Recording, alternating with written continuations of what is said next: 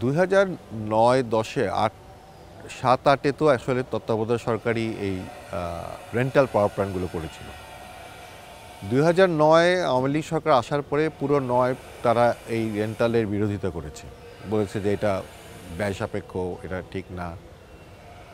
কিন্তু ততদিনে পাওয়ার ক্রাইসিস আবার ব্যাপকভাবে লোডশেডিং শুরু হয়। তো 10-এ তারা এই বিশেষ আইন করে দ্রুত বিদ্যুৎ আনার জন্য এই আইনটা করে। তখন যে ক্রাইসিসটা ছিল তখন মনে হয়েছিল যে এটা জাস্টিফাইড, এবং 12 সালের মধ্যে মোটামুটি বিদ্যুতের সিচুয়েশনটা ঠিক হয়ে গেছে। 12 সালের পর থেকে আমি বলবো যে এটাকে পুরো একটা নেপোটিজম এবং করাপশনের টুল হিসাবে ব্যবহার করা হয়েছে। কারণ এর পরবর্তীতে তো আসলে ওই ক্রাইসিস পিরিয়ড যেটা ছিল সেটা তো আর ছিল না। আর যেই প্রকল্পটি আমার 3 মাসে দরকার, 4 মাসে দরকার, সেটা হয়তো আমি আনসলিসিটেড অফার থেকে বেছে টেছে নিয়ে করতে পারি। কিন্তু যেই প্রকল্পটি 5 বছর হবে, 3 বছরের প্রকল্প, সেইখানে তো আমি যদি এটা ব্যবহার করি, তার মানে নিশ্চয়ই এটার মধ্যে পিছনে একটা ভিন্ন উদ্দেশ্য আছে। সেখানে তো আমি 6 মাস ব্যয় করতেই পারি টেন্ডারের মাধ্যমে। তো সেটা না করে এই পুরো সময়টাতে এটাকে একটা টুল হিসাবে ব্যবহার করা হয়েছে। এবং ডেফিনেটলি এখানে স্বজনপ্রীতি যদি আমরা বলি, দলীয় স্বজনপ্রীতি করা হয়েছে, প্লাস যেগুলো দলীয় ইসের বাইরে যারা, সেখানে হয়তো অন্য ধরনের লেনদেন হয়েছে। 2006-7-এ বাংলাদেশের 90% বিদ্যুৎ উৎপাদিত হতো দেশীয় গ্যাস থেকে। এখন দেশীয় গ্যাসের অলমোস্ট বিনামূল্যে বিদ্যুৎ খাতকে দেওয়া হয়েছে। 7 সালের থেকে যখন শর্টেজ শুরু হলো, তখন থেকে কিন্তু আমরা বিদ্যুতের ব্যাপারে আমরা তেলভিত্তিক বিদ্যুতে গেলাম, যেহেতু গ্যাসের শর্টেজ, এবং সেই কারণে তেলভিত্তিক বিদ্যুতের মূল্য বৃদ্ধি করাতে ধীরে ধীরে আমরা আরও বেশি আমদানির দিকে ঝুঁকে পড়লাম। পরবর্তীতে এলএনজি এবং তেল দুটো মিলে, এবং কয়লাও আসলো। সো বিদ্যুতের ওভারঅল দাম আমদানিকৃত জ্বালানির কারণে ডেফিনেটলি বাড়তো, সেটা যে কোনো সিচুয়েশনে বাড়তো। কিন্তু 100 কোটি টাকার একটা প্রকল্প যদি আমি 150 কোটি টাকায় ছেড়ে দেই, তাহলে ওই যে 50 কোটি টাকার অতিরিক্ত চাপটা বা দায়টা, এটা কিন্তু এই রেট এবং এটার উপরে পড়বে। সো ডেফিনেটলি সেটা ঘটেছে। আমাদের অনেক প্রকল্পই হয় মানে যেখানে অফ হ্যান্ড ডিল হয়েছে, আমি 100 কোটি টাকা প্রকল্প করবো, সেখানে 20 কোটি টাকা আমাকে ঘুষ দিতে হয়েছে। সো অবভিয়াসলি আমি প্রকল্পটাকে 120 কোটি টাকা বানাবো।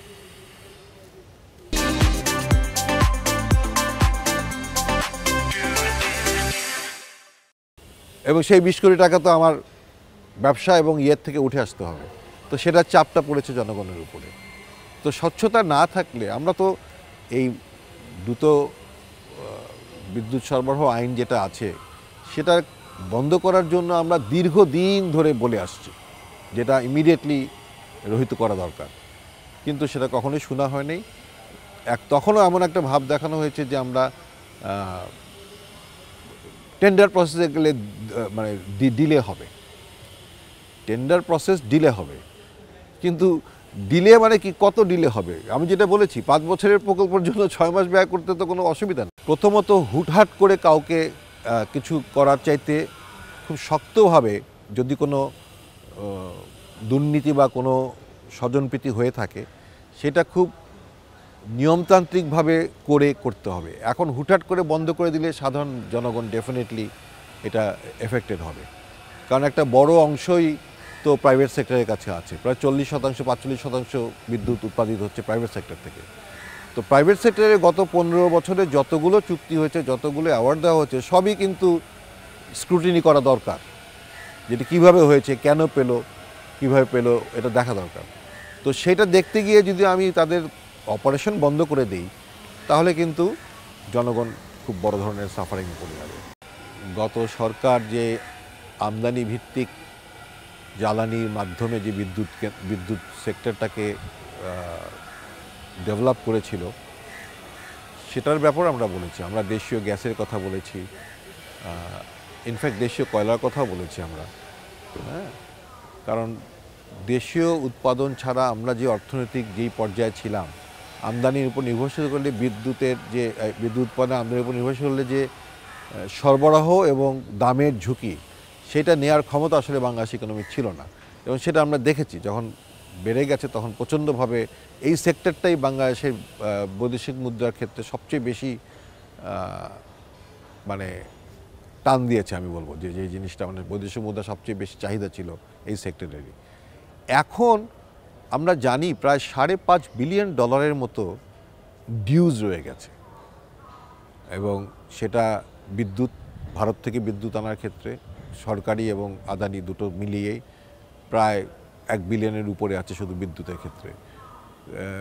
পায়রা বলি, রামপালে বলি, এখানে কয়লার দাম দেওয়ার বাকি আছে। তারপরে প্রাইভেট সেক্টর যেগুলো আছে সেখানে তো প্রায় 33,000 কোটি টাকা দেওয়া মানে পাওনা আছে তাদের। তো সব মিলিয়ে এইগুলোকে ম্যানেজ করে এগিয়ে যাওয়াটা খুবই একটা চ্যালেঞ্জিং কাজ। এখানে ফাইন্যান্সিং একটা বড় ইস্যু হয়ে দাঁড়াবে, কিভাবে আমরা এই জিনিসগুলোকে ফাইন্যান্সিং করে আস্তে আস্তে এগোতে পারবো। ইমিডিয়েট টাকা ছাড় দেওয়ার ব্যাপারে আমি বলবো যে জ্বালানি এবং বিদ্যুতের সরবরাহ ছাড়া আমরা তো অর্থনীতিকে এগিয়ে নিতে পারবো না। মানুষের দৈনন্দিন জীবনেরও চলাফেরার জন্য এগুলো লাগবে। যেই কারণে আমি মনে করি যে প্রায়োরিটি বেসিসে এই সরবরাহটা যেন বজায় রাখা হয়, এবং চাহিদা অনুযায়ী বিদ্যুৎ কিছু লোডশেডিং করতে হবে, হয়তো কিছু কৃচ্ছতা আমাদের করতে হবে, কিন্তু এটা আমাদেরকে প্রায়োরিটি ভিত্তিতে এটা মনোযোগ দিতে হবে। আমি ইতিমধ্যে দেখেছি যে ওয়ার্ল্ড ব্যাংকের থেকে জ্বালানি এবং বিদ্যুৎ খাতে $1 বিলিয়ন লোন চেয়েছে আমাদের বর্তমানে জ্বালানি উপদেষ্টা।